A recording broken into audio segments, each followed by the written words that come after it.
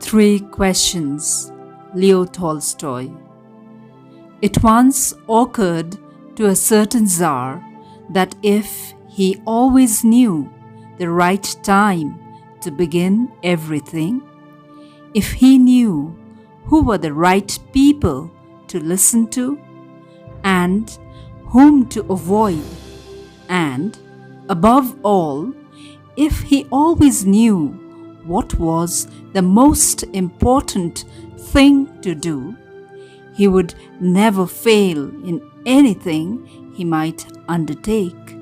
And this thought having occurred to him, he had it proclaimed throughout his kingdom that he would give a great reward to anyone who would teach him what was the right time for every action, who were the most necessary people, and how he might know what was the most important thing to do. And learned men came to the Tsar, but they all answered his questions differently. In reply to the first question, some said that to know the right time for every action, one must draw up in advance a table of days, months, and years, and must live strictly according to it. Only thus, said they, could everything be done at its proper time.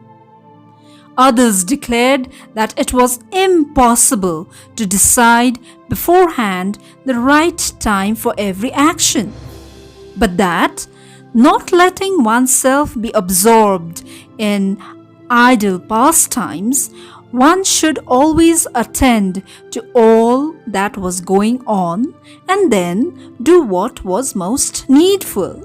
Others again said that however attentive the Tsar might be to what was going on, it was impossible for one man to decide correctly the right time for every action, but that he should have a council of wise men who would help him to fix the proper time for everything.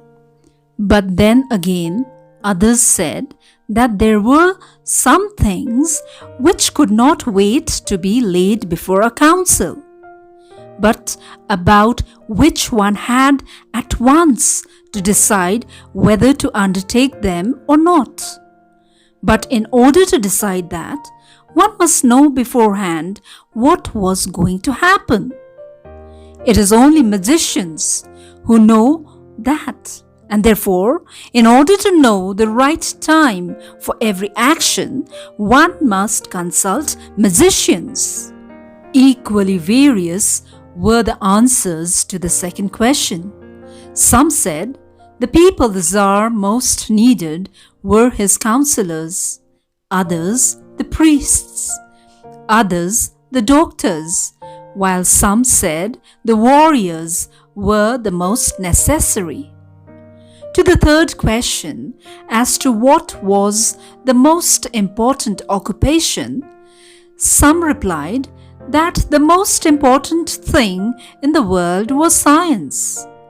Others said it was skill in warfare, and others, again, that it was religious worship. All the answers being different, the Tsar agreed with none of them and gave the reward to none. But still wishing to find the right answers to his questions, he decided to consult a hermit, widely renowned for his wisdom. The hermit lived in a wood which he never quitted, and he received none but common folk. So the Tsar put on some simple clothes, and before reaching the hermit's cell, dismounted from his horse and, leaving his bodyguard behind, went on alone. When the Tsar approached, the hermit was digging the ground in front of his hut. Seeing the Tsar, he greeted him and went on digging. The hermit was frail and weak, and every time he stuck his spade into the ground and turned a little earth, he breathed heavily. The Tsar went up to him and said, "I have come to you, wise hermit, to ask you to answer 3 questions. How can I learn to do the right thing at the right time? Who are the people I most need?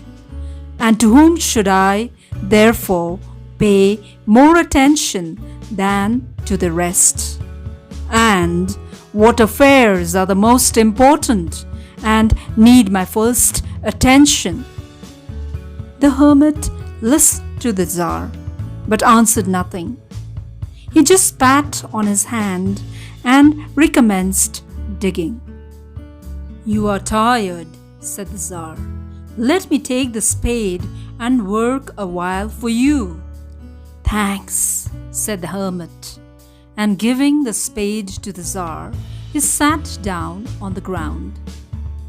When he had dug 2 beds, the Tsar stopped and repeated his questions.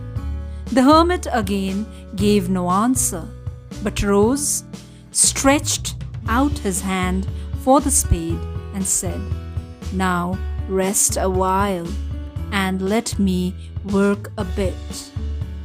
But the Tsar did not give him the spade and continued to dig. 1 hour passed and another.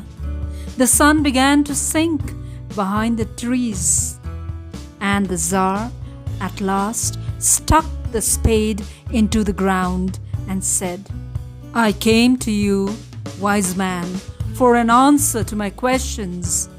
If you can give me none, tell me so, and I will return home." "Here comes someone running," said the hermit. "Let us see who it is." The Tsar turned round and saw a bearded man come running out of the wood. The man held his hands pressed against his stomach, and blood was flowing from under them.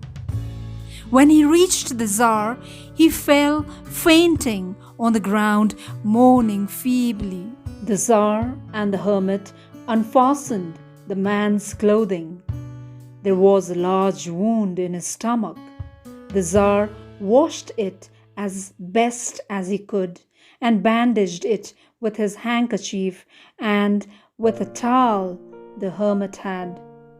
But the blood would not stop flowing, and the Tsar again and again removed the bandage soaked with warm blood and washed and rebandaged the wound. When at last the blood ceased flowing, the man revived and asked for something to drink. The Tsar brought fresh water and gave it to him. Meanwhile, the sun had set, and it had become cool. So the Tsar, with the hermit's help, carried the wounded man into the hut and laid him on the bed.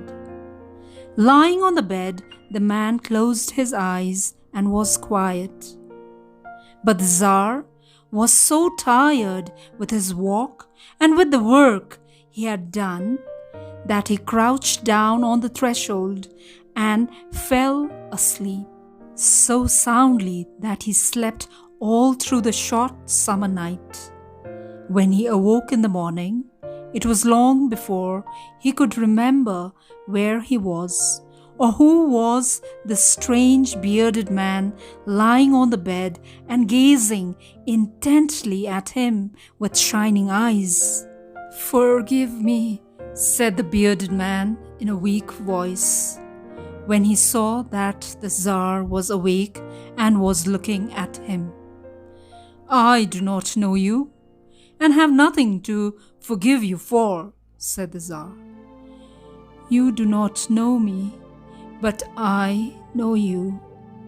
I am the enemy of yours who swore to revenge himself on you because you executed his brother and seized his property. I knew you had gone alone to see the hermit, and I resolved to kill you on your way back. But the day passed and you did not return. So I came out from my ambush to find you, and I came upon your bodyguard, and they recognized me and wounded me. I escaped from them, but should have bled to death had you not dressed my wound. I wished to kill you, and you have saved my life. Now, if I live, and if you wish it, I will serve you as your most faithful slave, and will bid my sons to do the same. Forgive me." The Tsar was very glad to have made peace with his enemy so easily, and to have gained him for a friend. And he not only forgave him, but said he would send his servants and his own physician to attend him, and promised to restore his property.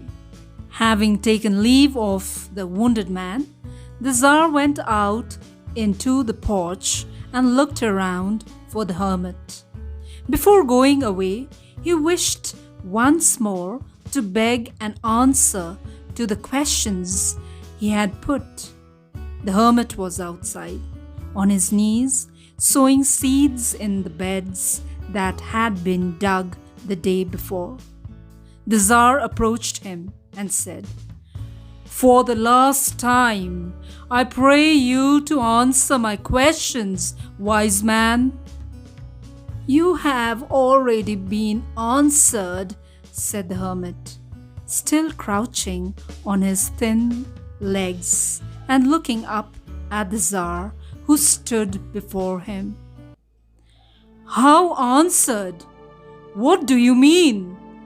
asked the Tsar. "Do you not see?" replied the hermit. "If you had not pitied my weakness yesterday and had not dug those beds for me, but had gone your way, that man would have attacked you, and you would have repented of not having stayed with me. So, the most important time was when you were digging the beds, and I was the most important man. And to do me good was your most important business. Afterwards, when that man ran to us, the most important time was when you were attending to him. For if you had not bound his wounds, he would have died without having made peace with you. So he was the most important man, and what you did for him was your most important business. Remember then, there is only one time that is important. Now, this is the most important time because it is the only time when we have any power. The most necessary man is he with whom you are, for no man knows whether he will ever have dealings with anyone else. And the most important affair is to do him good, because for that purpose alone was man sent into this life.